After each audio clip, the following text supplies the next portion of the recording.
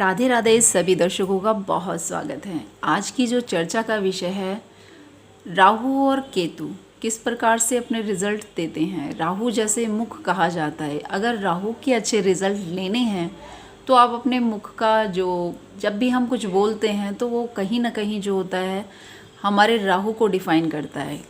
जैसा जिसका बोलना है वैसा उसका राहु कहा जाता है। कभी कभी झगड़े में कोई ऐसा व्यक्ति होता है, कोई ऐसा बोल देता है कि झगड़ा शांत हो जाता है। वहीं पर कुछ लोग ऐसे होते हैं जिनके बोलते ही जो झगड़ा है और बढ़ जाता है। तो ये तो हुआ राहु का रिज़ल्ट।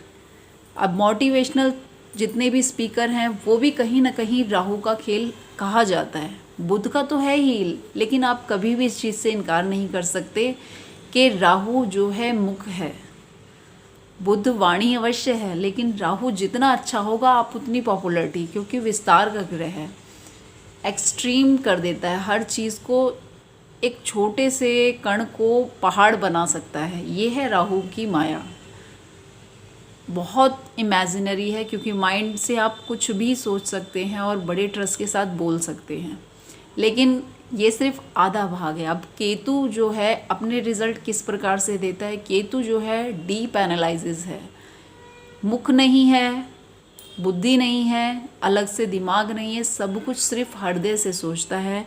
यानी उसके जितने भी अंदर से थॉट आते हैं, जैसे कि सारी हमारी जो एनर्जी है वो हमारे बिल्कुल अंदर हृदय में विराजमान है, वहीं से एक्टिव होकर और आगे बढ़ती है। केतु बिल्कुल ऐसा है जैसे किसी झगड़े में वो पढ़ना ही नहीं चाहता, वो किसी भी चीज़ को जाने देता है, वो लड़ना नहीं चाहता, किसी रिज़ल्ट के पीछे भागना नहीं चाहता, वो भीड़ से बहुत अलग हटना चाहता है। इसीलिए कहते हैं कि जो भी केतु है वो एकांत पसंद है, उसे पार्टी गोइंग नेचर बिल्कुल भी पसंद नहीं है।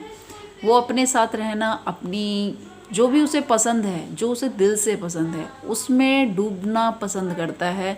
या रिसर्च जो है वो केतु वाले लोग बहुत अच्छे करते हैं, लेकिन ये कभी नहीं कह सकते कि राहु और केतु मिलकर काम करते हैं। कभी कभी जो होता है, राहु ने अगर मुख खोल दिया तो ऊर्जा सारी बह गई। दिमाग बहुत कुछ सोचता है, लेकिन उसे अमल में लाने के लिए पूरी लगन चाहिए, डीप एनालिसिस चाहिए, तब रिजल्ट मिलते हैं। और राहु जो है अगर मुख खुलेगा तो बहुत सारी ऊर्जाएं अपने आप समाप्त हो जाती हैं। तो केतु के जितने अच्छे रिजल्ट मिलते हैं वो मौन धारण करने से मिलते हैं। बहुत सारी जगह आप शांत रह के देखिए, रिजल्ट आप तुरंत अनुभव कर जाएंगे। एक साधारण सा उदाहरण देती हूँ कि कभी कभी एक कोयला हाथ पे रख लें तो सबसे पहले हमारा ही हाथ जलेगा, फिर किसी और को हम कष्ट देंगे। उसी प्रकार से जो अपने हृदय में ईर्ष्या, द्वेष, नफरत रखते हैं, उससे दूसरों को उतनी तकलीफ़ नहीं होती जितनी स्वयं को होती है।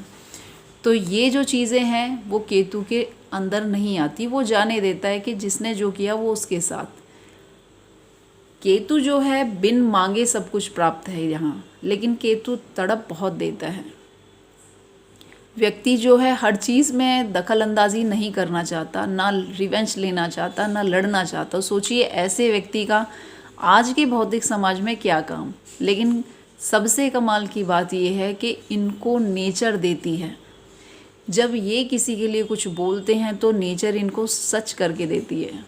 क्यों? जितना जिसका हृदय पवित्र होगा या शांत होगा, उसका ऑटोमेटिकली नेचर से कनेक्ट हो जाना, जो आज के टाइम में हम कहते हैं किसी भी विश को वो करना चाहिए कि मैनिफेस्ट हो जाए, तो इनकी मैनिफेस्टेशन, इनकी इंट्यूशन बहुत हाई लेवल की होती है कि बस इनके मुंह से शब्द निकले तो गजब, वो सच ही होंगे, क्योंकि वो एक शांत हृदय से निकले हुए हैं, उबलते हुए से नहीं निकलते हैं। तो केतु जो होते हैं, जिनके भी लोगों के जातकों के केतु बहुत अच्छे हैं, चाहे वो ज्योतिष करते हों या ना करते हों, या किसी ऐसे फील्ड से ना भी हों, लेकिन उनकी वाणी जब भी निकलती है तो बहुत ही सुकून देती है। तो ये जो केतु है वो बहुत अच्छे रिजल्ट देता है, लेकिन ये लोगों की वाणी जो होती है बहुत सारे कष्ट सहने के बाद इतनी शीतल होती है। इन्होंने एग्रेशन नहीं दिखाया होता। तो ये केतु के रिजल्ट हैं। जिनका केतु अच्छा है, एक टाइम के बाद, एक एज के बाद इनके पास पैसा, सम्मान, इज़्ज़त सारी चीज़ें आती हैं खुद ब खुद, क्योंकि ये नेचर से कनेक्ट करते हैं। इसी को कहते हैं मैनिफेस्टेशन। मैनिफेस्टेशन के लिए बिल्कुल नेचर से जुड़ना ही मैजिक लाता है। धन्यवाद। वीडियो अच्छी लगी है तो ज़रूर लाइक करें।